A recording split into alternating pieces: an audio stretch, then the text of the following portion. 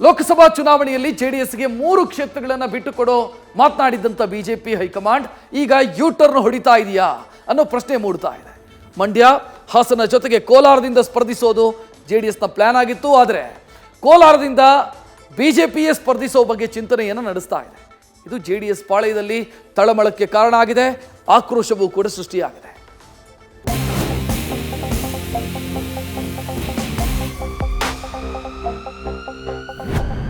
ಚಿನ್ನದ ನಾಡು ಕೋಲಾರಕ್ಕಾಗಿ ದಳ ಕಮಲ ಫೈಟ್.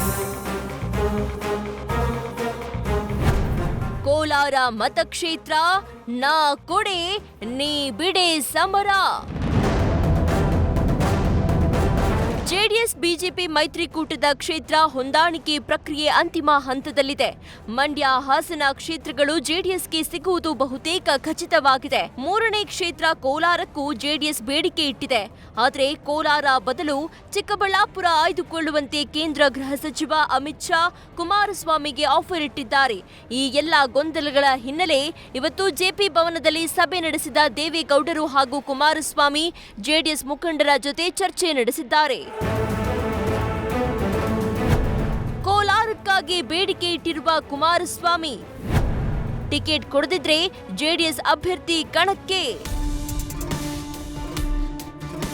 ಮೊನ್ನೆ ಅಮಿತ್ ಶಾ ಭೇಟಿಯಾಗಿದ್ದ ಕುಮಾರಸ್ವಾಮಿ ಕೋಲಾರವನ್ನ ಜೆಡಿಎಸ್ಗೆ ಬಿಟ್ಟುಕೊಡಿ ಅಂತ ಕೇಳಿದ್ದಾರೆ.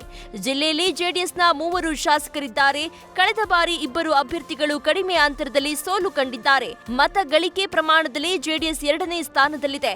ಮೈತ್ರಿ ಟಿಕೆಟ್ ನೀಡದೇ ಇದ್ರೆ ಜೆಡಿಎಸ್ ಅಭ್ಯರ್ಥಿ ಹಾಕ್ತೇವೆ ಅಂತ ಹೇಳಿದ್ದಾರೆ ಎನ್ನಲಾಗ್ತಾ ಇದೆ.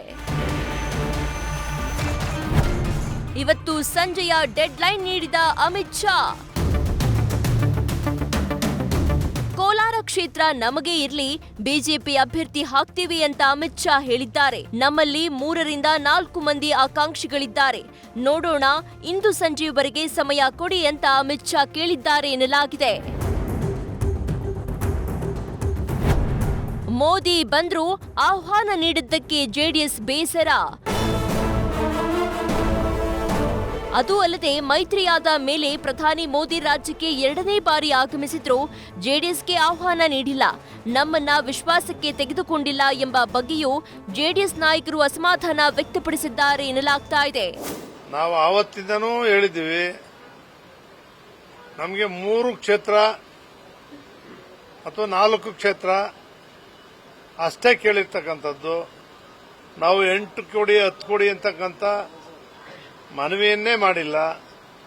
ಅದನ್ನು ಕೂಡ ನಮ್ಮ ಪಕ್ಷ ಗೆಲ್ತಕ್ಕಂಥ ಕ್ಷೇತ್ರಗಳಲ್ಲಿ ಮಾತ್ರ ಕೇಳ್ತಾ ಇದ್ದೇವೆ. ಬಿಜೆಪಿ ಜೆಡಿಎಸ್ ಮೈತ್ರಿಯಲ್ಲಿ ಯಾವ ಗೊಂದಲವೂ ಇಲ್ಲ. 3 ಕ್ಷೇತ್ರಗಳಲ್ಲಿ ಜೆಡಿಎಸ್ ಸ್ಪರ್ಧೆ ಖಚಿತ ಎಂದ ದಳಪತಿ. ಜೆಡಿಎಸ್ ಸಭೆ ಬಳಿಕ ಮಾತನಾಡಿದ ಮಾಜಿ ಸಿಎಂ ಎಚ್.ಡಿ. ಕುಮಾರಸ್ವಾಮಿ 3ರಿಂದ 4 ಸೀಟು ಕೊಡುವ ಬಗ್ಗೆ ಮೊದಲಿನಿಂದಲೂ ಮಾತುಕತೆ ನಡೆದಿತ್ತು. ಮೈತ್ರಿಯಲ್ಲಿ ಯಾವ ಗೊಂದಲವೂ ಇಲ್ಲ, ಜೆಡಿಎಸ್ 3 ಕ್ಷೇತ್ರಗಳಲ್ಲಿ ಸ್ಪರ್ಧಿಸುತ್ತೆ ಎಂದಿದ್ದಾರೆ. ನಾನು ಅದರ ಬಗ್ಗೆ ಈಗ ಅಧಿಕೃತವಾಗಿ ಘೋಷಣೆ ಆಗೋವರೆಗೂ ಮಾತನಾಡಲ್ಲ. ನಾನು ಏನು 6 ಸೀಟು 7 ಸೀಟು ಅಂತ ಕೇಳಿಲ್ಲ. ನಾನು ನಮ್ಮ ಒಂದು ನಡುವೆ ಮಾತುಕತೆ ನಡೆದಂಥದ್ದಿಂದಲೂ ನಾವು ಕೇಳಿರ್ತಕ್ಕಂಥದ್ದೇ 3 ಸೀಟು, 3ರಿಂದ 4 ಸೀಟ್ ಕೇಳಿದ್ದೇವೆ. ಬಹುಶಃ ನಮ್ಮ ಶಕ್ತಿ ಅವ್ರಿಗೂ ಗೊತ್ತಿದೆ. 3ರಿಂದ 4 ಸೀಟನ್ನ ಇವತ್ತು ಕೊಡ್ತಾರೆ ಅಂತಕ್ಕಂಥ ನಂಬಿಕೆಯನ್ನು ನಾನು ಇಟ್ಕೊಂಡಿದ್ದೇನೆ. 2 ಸೀಟ್ ತಗೊಳ್ಳಿಕ್ಕೆ ನಾನು ಇಷ್ಟೆಲ್ಲ ಪ್ರಯತ್ನ ಪಡಬೇಕಾ, ಇಷ್ಟೆಲ್ಲ ಹೊಂದಾಣಿಕೆ ಬೇಕಾ ನನಗೆ? ಹಾಸನದಲ್ಲಿ ಮತ್ತು ಮಂಡ್ಯದಲ್ಲಿ ಈಗಲೂ ಹೇಳ್ತೀನಿ, ಸ್ವತಂತ್ರವಾಗಿ ನಮ್ಮ ಅಭ್ಯರ್ಥಿಗಳು ಗೆಲ್ತಾರೆ. ಸ್ವತಂತ್ರವಾಗಿ ಹೋದ್ರೆ ಟ್ರಯಾಂಗ್ಯುಲರ್ ಕಂಟೆಸ್ಟ್ ಆದ್ರೆ ಸುಲಭವಾಗಿ ಗೆಲ್ತೀವಿ. ರಾಜಕೀಯದ ಅನಾಲಿಸಿಸ್ ಮಾಡ್ತಕ್ಕಂಥ ಎಲ್ರಿಗೂ ಗೊತ್ತಿದೆ ಯಾವ್ಯಾವ ಕ್ಷೇತ್ರದಲ್ಲಿ ಏನೇನಿದೆ ಅಂತ ಹೇಳಿ. ಇಲ್ಲ, ಅವರೇನು ಗಮನಿಸಿಲ್ಲ ಅಂತೆಲ್ಲ ಗಮನಿಸ್ತಾರೆ, ಆದ್ರೆ ಅದನ್ನು ಸರಿಯಾಗಿ ಉಪಯೋಗ ಮಾಡ್ಕೊಳ್ಳಿ ಅಂತಕ್ಕಂಥದ್ದನ್ನು ಹೇಳಲಿಕ್ಕೆ ಇವತ್ತು ಸಭೆ ಮಾಡಿದೆ. ಯಾವ ಗೊಂದಲವೂ ಇಲ್ಲ, ಯಾವ ಗೊಂದಲವೂ ಇಲ್ಲ. ನಾನೀಗಾಗಲೇ ಹೇಳಿದ್ದೇನೆ, 3 ಕ್ಷೇತ್ರದಲ್ಲಿ ಜನತಾದಳದ ಅಭ್ಯರ್ಥಿಗಳು ಚುನಾವಣೆ ನಿಲ್ತಾ ಇದ್ದೇವೆ. ಹಾಸನ, ಮಂಡ್ಯ ಮತ್ತೆ ಕೋಲಾರ. ಮಾರ್ಚ್ 23ರ ಬಳಿಕ ಜೆಡಿಎಸ್ ಅಭ್ಯರ್ಥಿಗಳ ಘೋಷಣೆ. ಇನ್ನು ಟಿಕೆಟ್ ಗೊಂದಲ ಹಿನ್ನೆಲೆಯಲ್ಲಿ ಜೆಡಿಎಸ್ ಟಿಕೆಟ್ ಘೋಷಣೆಯನ್ನ ಮಾರ್ಚ್ 23ಕ್ಕೆ ಮುಂದೂಡಿದೆ. ನಾಳೆ ಹೃದಯದ ಶಸ್ತ್ರಚಿಕಿತ್ಸೆಗಾಗಿ ಎಚ್ಡಿಕೆ ಚೆನ್ನೈಗೆ ತೆರಳಲಿದ್ದು, ವಾಪಸ್ ಬಂದ ಬಳಿಕ ಟಿಕೆಟ್ ಘೋಷಣೆ ಸಾಧ್ಯತೆ ಇದೆ. ಒಟ್ಟಾರೆ ಜೆಡಿಎಸ್ ಬಿಜೆಪಿ ನಡುವೆ ಟಿಕೆಟ್ ಫೈಟ್ ಮೈತ್ರಿಗೆ ಕುತ್ತು ತರುವ ಪ್ರಮೇಯ ಸೃಷ್ಟಿಸುತ್ತಾ ಅನ್ನೋದೇ ಸದ್ಯದ ಕುತೂಹಲ. Manjunath, political bureau, news first. News first ನಿರ್ಭೀತಿಯಿಂದ ನಿಮ್ಮ ಪರವಾಗಿ.